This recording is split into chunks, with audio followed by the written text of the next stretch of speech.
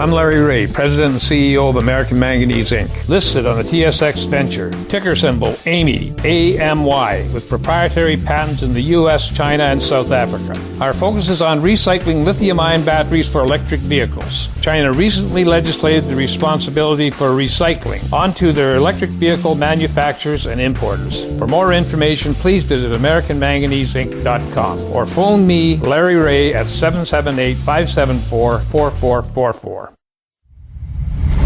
You're listening to HowStreet.com radio, available online at TalkDigitalNetwork.com. Welcome to HowStreet.com radio, the online source for market opinions. Here is Jim Goddard.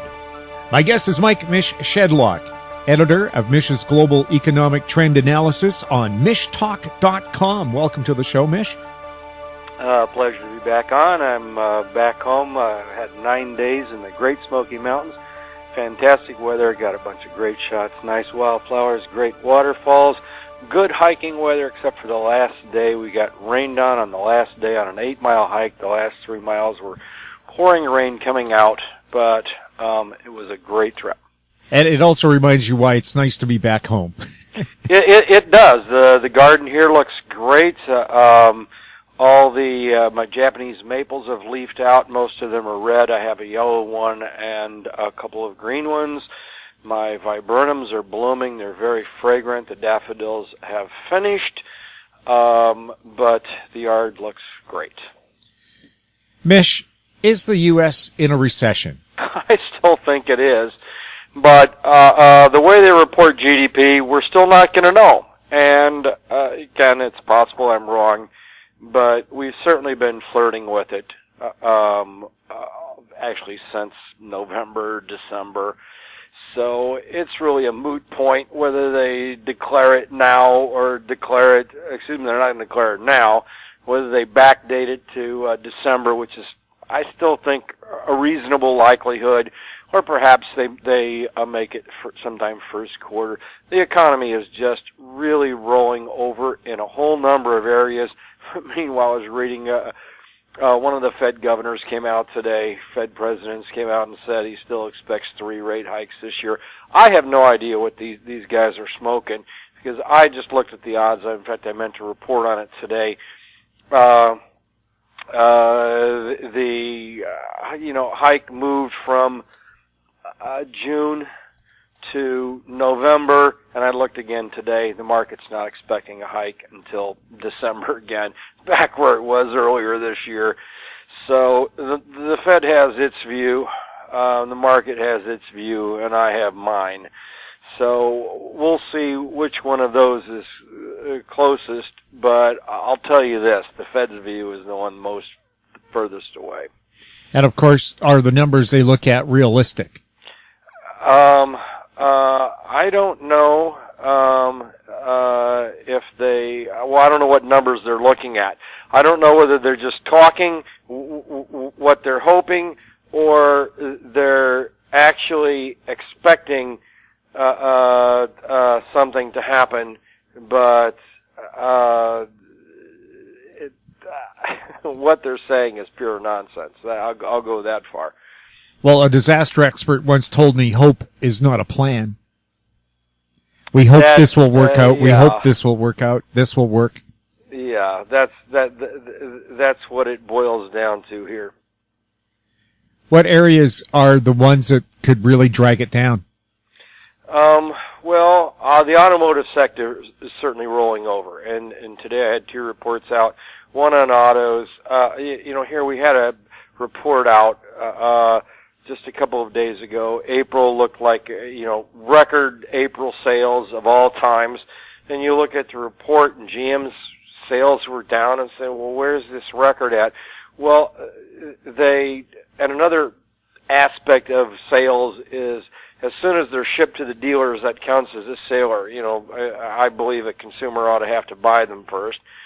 But anyway, I got an email late April from someone who works at Ford, and this person told me that they had scheduled overtime shifts, something like 16 of them,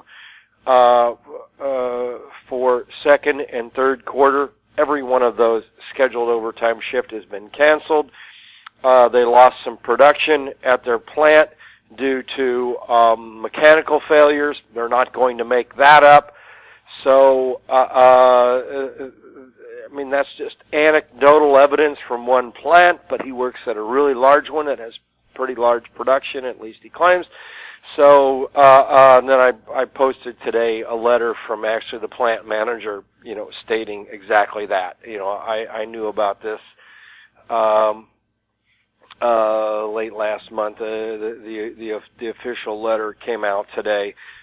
Class 8, which is like the really large trucks, orders are down 39%. Year-over-year sales are about to cross over zero. Variant Perception, a website, Variant Perception, put out a report today. It's on my blog, showing the relationship between large truck sales and the economy, and it's turndowns from peaks have in trucking has led literally every recession, and here we are, a turn down in a huge peak. Truck sales almost got to where they were in 2007, and we know what happened then. And before that, the last major peak in truck sales was actually 1999, and I believe we know what happened there. So, some of this is anecdotal evidence, but it's really stacking up hard. I had been expecting all last year for auto sales to break, and it looks like they finally did in fourth quarter of last year, and it's been looking pretty grim ever since then, with inventory piling up, used car inventories piling up to record high levels. Also, I heard Caterpillar is laying off people by the dozen. And when that happens, that shows the global economy is not creating jobs. Yeah, that's a demand for a different kind of equipment there. But yes, some of that's resources, but also some of that is like road repair work and things like that. So it's not all mining related. Everywhere you look, the only thing that I can point to that's holding up right now is spending on services, and that was even unusually weak. It's still positive. The trade volumes this last month were anemic. Global trade was down. Our exports were down. Imports were down. Consumers are throwing in the towel.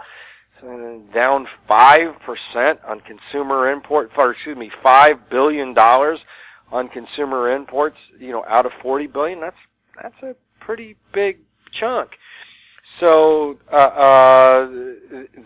every aspect of the economy seems to be rolling over. New home sales don't appear to be particularly robust. Existing home sales are holding up, but that's not going to spur the economy as much as new home sales. The next round of housing numbers might give us a real indication of where we're going. Of course, we've got the jobs report coming out tomorrow. And, of course, if people are worried about jobs, they're not going to be out spending, are they? Not really. And, in fact, economists all along had expected when gas prices were sinking that consumers were going to go out and spend the money. Well, that idea died late last year. And now, guess what?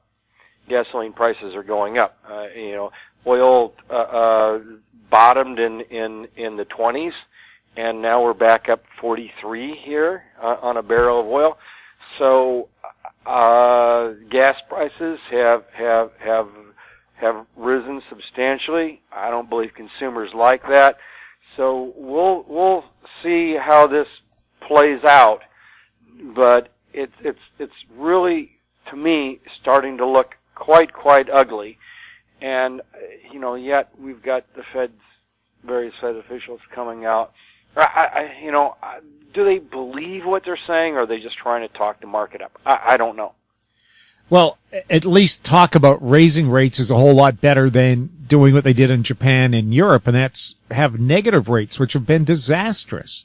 Negative rates have been an outright disaster. And Druckenmiller had a report yesterday. He's heavy into gold, and he was talking about just that. And miners have had an amazing run, actually, since January. They bottomed in January of this year. Anyone who bought like anything related to mining in January, probably even oil too, energy, has done very, very well. I was hugely underwater on my miner purchase that I made a few years ago. Guess what? I'm back to even. But I added several times on the way down. So I'm substantially ahead overall. I asked somebody, usually with stocks they say sell in May, go away. Does that apply to gold miner stocks as well? I don't know. I mean, sell in May and go away hasn't worked here for a few years. Is this the year? So if stocks take a big hit, given the run-up we've seen in miners, I think it's reasonable to expect that we might see a pullback in miners too, but it's just a guess. I would suspect that sell in May is going to work this time for the simple reason I've not heard anybody talk about it. The last few years everyone was saying sell in May and go away, sell in May and go away, sell in May and go away. Now no one seems to believe it. It's more likely now than the last 2 years, when everyone was saying this is what we need to do. We'll have more with Mish Shedlock right after the break. I'm Larry Ray, President and CEO of American Manganese, Inc., listed on the TSX Venture, ticker symbol AMY, A-M-Y, with proprietary patents in the U.S., China, and South Africa. Our focus is on recycling lithium-ion batteries for electric vehicles. China recently legislated the responsibility for recycling onto their electric vehicle manufacturers and importers. For more information, please visit AmericanManganeseInc.com or phone me, Larry Ray, at 778-574-4444. Unbelievable harmony, spectacular performance, the ultimate tribute to the Everly Brothers and Simon & Garfunkel. Bird Dog and the Vintage Electric Band coming to West Vancouver Friday, May 6th at the K-Meek Center. Buy online and save at ontourtickets.com. Welcome back. We're speaking to Mish Shedlock. Mish, of course, we're all watching what's happening with the U.S. presidential battle. It now looks like it's definitely going to be Trump. Clinton still in a battle a bit with Saunders, but of course she thought she would just be crowned. She'd have a coronation at some point. What difference would it make if we had a Clinton president and a Trump president? That's quite interesting. I think the economy is going to be a disaster either way. A lot of the difference might be in things to come, like Supreme Court nominations. I shudder to think what would happen if Hillary gets to appoint some justices in there, although there's some things that I don't like about what some of the conservative justices have done. So there's a little bit of a mixed bag there. But Justice Scalia died earlier this year, and there was a huge vote coming up, and without a doubt, he was going to vote against the unions, and we were going to have a major, defeat of policies that was going to outright make it illegal for unions to force people to contribute to them for membership. Unfortunately, he died. The seat was not filled. The vote was 4-4, which meant the lower court order stayed. These are the kinds of things that we're talking about here. I was extremely upset when this guy died. And I threw a fit here in the house, and my wife didn't understand, and I explained it to her, and sure enough, I had called that one correctly. The vote came out 4-4. We really need to rein in the unions here in the United States, and we lost a great chance to do that. If Hillary were to win, that chance is gone forever. Now, I'm not even positive how Trump would nominate someone to put in there, because I don't know how that person would vote. But I do know that Hillary would make sure she put someone in there that voted pro-union. So these are the kinds of things. Either one of them is troubling. Trump's policies on tariffs are outright disastrous. It's debatable whether or not he will get some of that stuff that he wants done that I disagree with. Tariffs is one. The wall on the border of Mexico, which I think is totally absurd, is another one.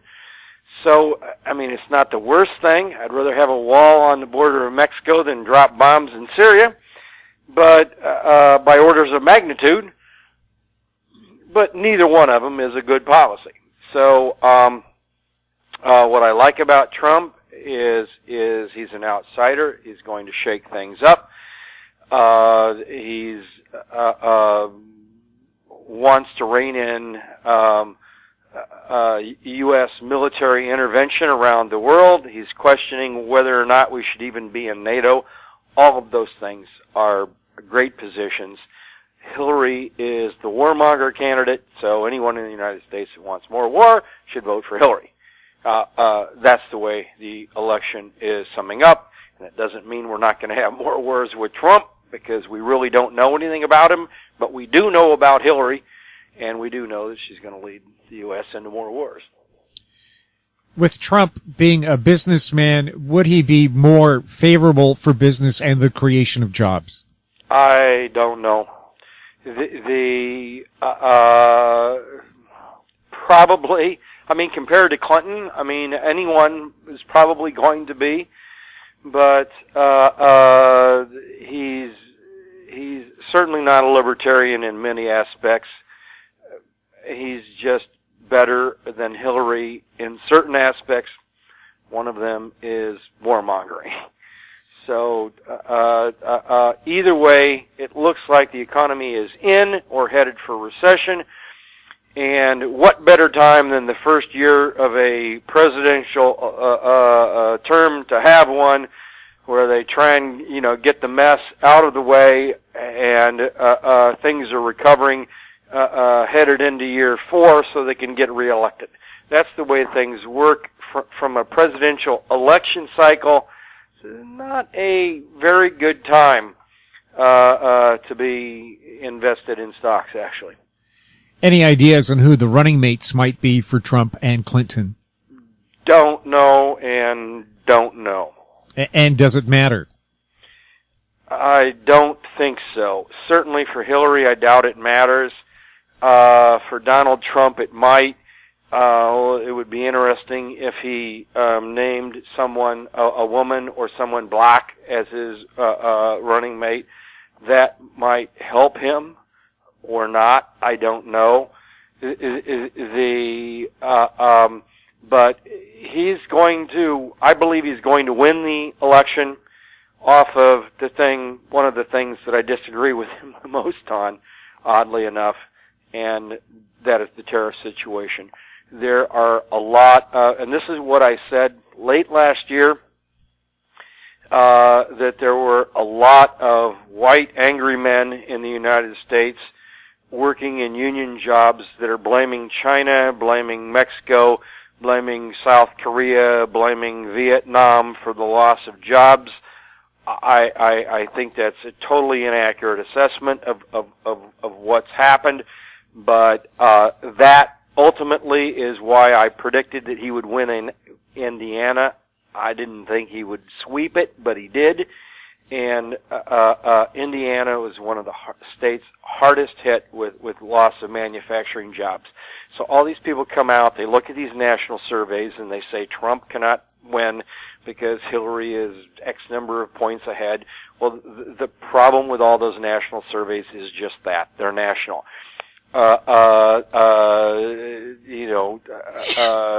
California is overweighted. But look at the states that Trump might win. I think he's going to win Indiana. He's going to win Texas. I think he'll win Florida. I think he's going to win New York, his home state. So that's some pretty big ones. He's going to sweep a lot of the western states. I think he's going to win Ohio and Pennsylvania. You start looking at some states where he did well, and you say, you know what? This really isn't about national polls. This is about what states can he win, and it's conceivable that he wins even without a majority of the vote. So of the popular vote, he just has to win enough of the right states by a tiny margin. We'll do it. Just as, George Bush, barely won on the basis of Florida twice. And, in fact, I think had there been a recount, had they counted all the Chads correctly, that Bush actually lost that election. But, so here we go again. I think it's going to be close, in that sense, but popular polls don't tell the story. The Rasmussen poll has Trump at 41%, Clinton at 39%. What is the Rasmussen poll, and how accurate is it? I don't know how accurate that is. I mean, it's just another, survey, like, Gallup and whatever goes out there. I found that interesting. I even reported on that. I question the accuracy just because so many other polls say something the opposite. I'm going to tend to go with the majority of the polls here in these situations. The problem is these polls really don't matter that much. I mean, if something is extremely lopsided, they matter, but in a national poll, 3, 4, 5, 6 percentage points, it's not going to be determined at the national level. I mean, someone can win, say, California by an enormous amount, and, if they lose Ohio by a tiny amount and Florida by a tiny amount, the national poll is going to say one thing, and the, state polls are going to decide it. The Electoral College is really what decides the presidential election, and it's weighted per state. How does it work? The population of each state, gets that many, based off the relative population of the United States, gets that many Electoral College votes. And, so a state like California has the most, is the largest. Florida, New York, and Texas are, I believe 2, 3, and 4. And, that's going to more than outweigh, of course, Trump's going to carry Texas by a bigger margin. But if he carries New York and Texas by, just small margins, it's going to come down to, a lot of states like Illinois, Indiana, Ohio, Pennsylvania. I don't know how, I don't have a take here, a feel here for how well Trump will do in Indiana. Certainly Chicago is going to vote overwhelmingly for Hillary, so I suspect that Illinois will go Democratic. But Indiana, Ohio, Pennsylvania, that's where it's going to be. Trump's going to need to win those states, and I believe he can win those states. Of course, what happens in the U.S. so greatly influences what happens to Canada. I bet you a lot of Canadians wish they could get a vote. Well, that's true. I don't know who they'd vote for, though. The other thing here, there's a lot of underlying strength. You can just see it in the Sanders vote. Yeah, a lot of the Sanders people can't stand Trump, but there's a lot of millennials who don't want Hillary, who did vote for Bernie Sanders, who are probably going to stick the election out and not vote for anyone. I've talked to a number of them, and just informally, and so